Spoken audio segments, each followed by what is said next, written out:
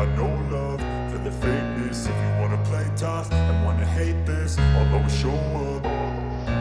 I don't ever slow up, no I don't take shit. I got no love for the fakeness. If you wanna play tough and wanna hate this, I'll always show up and make a statement. I don't ever slow up, no I don't take shit. I got no love for the fakeness. If you wanna play tough and wanna hate this, I'll always show up and make a statement. Everything I do so instinctive and so passionate. Every word I move so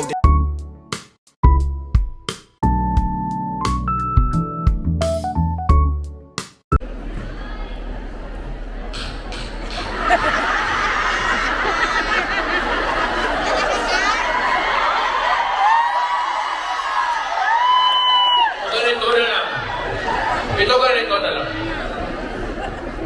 O sabi ito. Assuming na totoo talaga yung naririnig ninyo. Bakit ko ginawa yan? Para sa sarili ko? Para sa pamilya ko? Para sa inyo at ang inyong mga anak?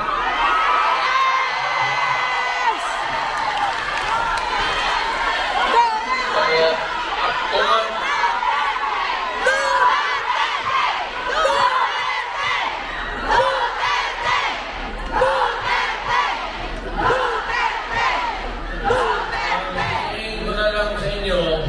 kung ganito man talaga ang swerte ko sa buhay, okay lang, tatanggapin ko yan. Wala tayong magawa eh. Hulihin tayo, ikulong tayo. Kaya lang, imbit tayo mag-contribute kayo, baski $1, para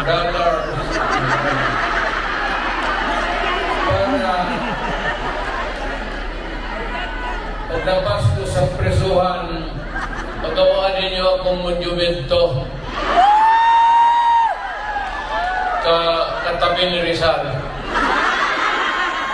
Si Rizal may hawak na libro eh.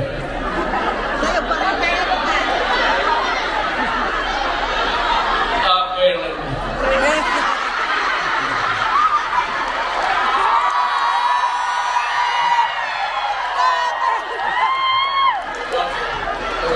Tumahimik ba ang bayan natin kung Pilipinas, hold up dito, hold up. Wala na ginawa ko niya. Tayong mga ayaw ng gulo, nagpipilitan tayo even because nandyan sa harap natin. Sino ba naman gustong pumatay? O tangin yan.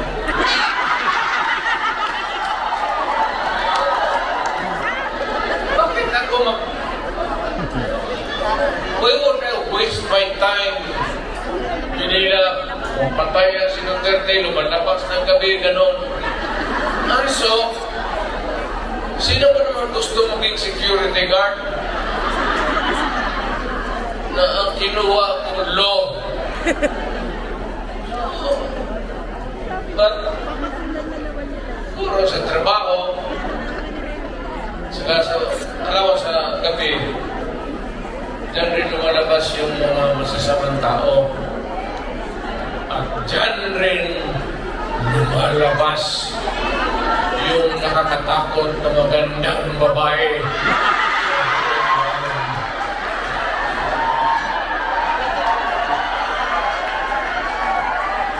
Sino man nakita ninyo maganda sa harap? Ikaw?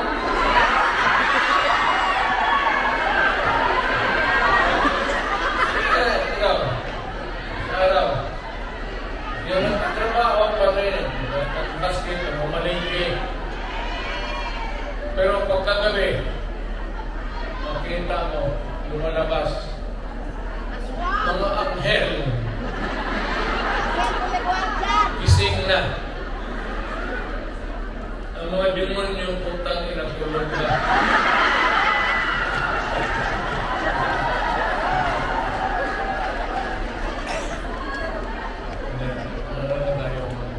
Seriously na.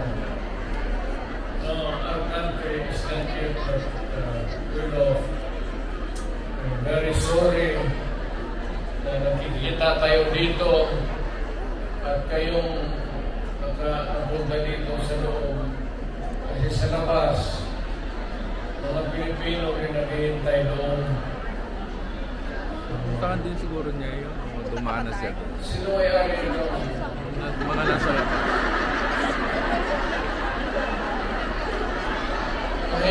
Mahina kasi. Siguro contribute na tayo. More than third floor. More exclusive views. Para every Saturday makita-kita tayo.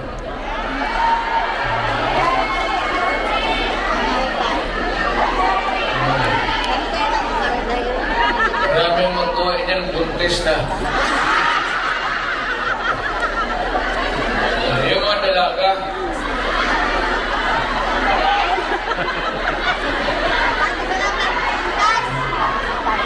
Mahirap kaya walang ano.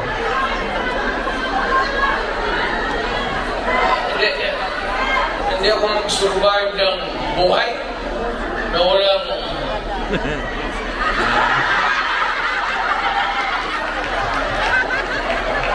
dito ba? Ano ba sabi ko? Lagot ka.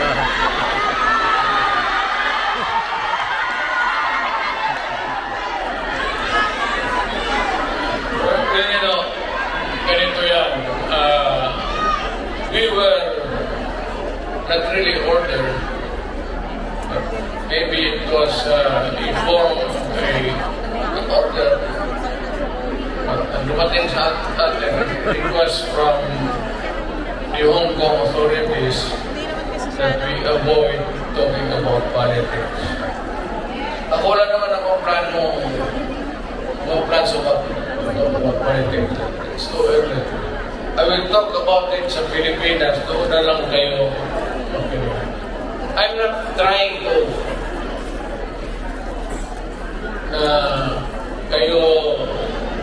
you vote or I leave it up to you to decide for your own ano talaga ang mabuti para sa bayan.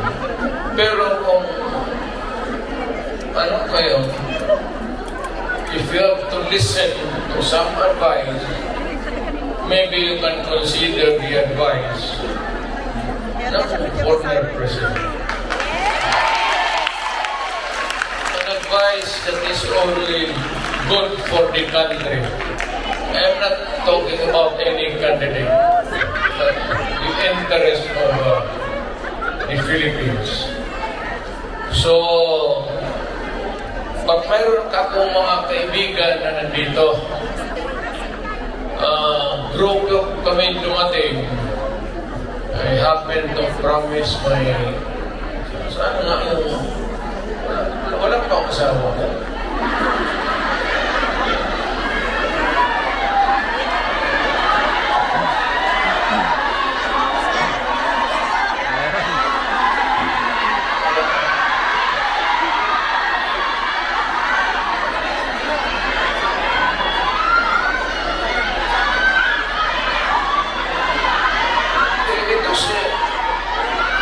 Ito si Hanelet kasi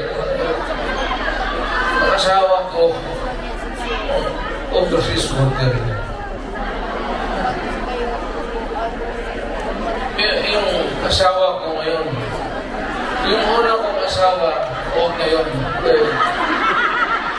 nanay ni Inda yun, medyo problema tayo. Alam mo yung nanay ba ni Inday? Tisayan.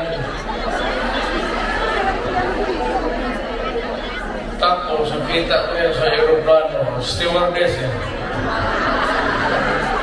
So, ano mo, hinanap ko kung saan yung bahay. Doon sa Monteverde, doon sa Davao, ako sa mga bahay-bahay doon, nakita ko ang gaga.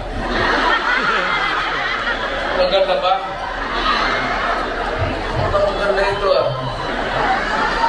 Tapos hagdanan ako sa kabilang miss na bandera ka.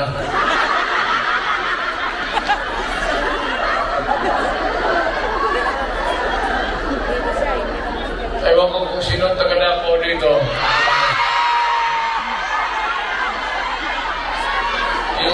Yung hagdanan nila may nung naharata ng nanay si Puring. Yung logo. Inilipat yung aso doon sa hagdanan. Kung hindi ako makaakyat. Kaya, hindi ngayon mo eh. Ano na yan yung anong tawag yan? Pok-pok sa Bisaya.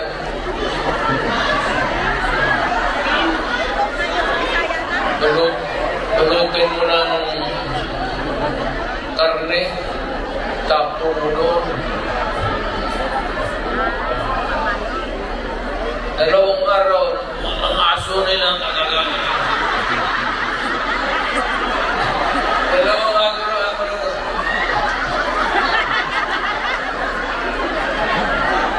Tapoy na mo. Namatay.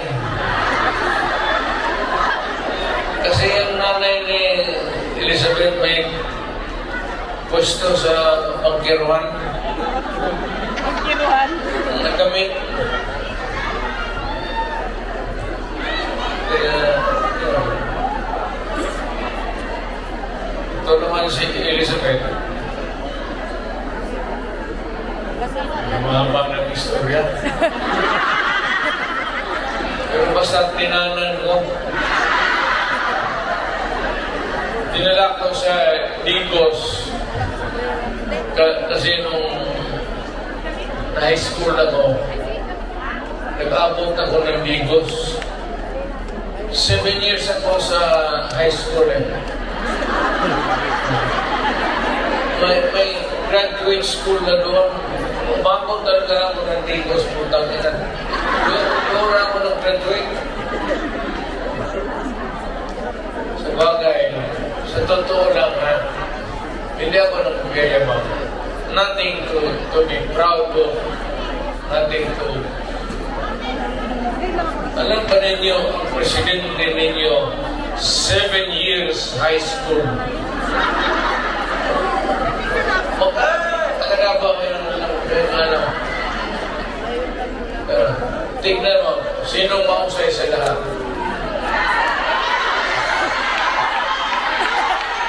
Kasi, nag-aaral ako ng matagal sa high school talaga. Tapos ko ng 7 years, para ma-master ko yung buhay.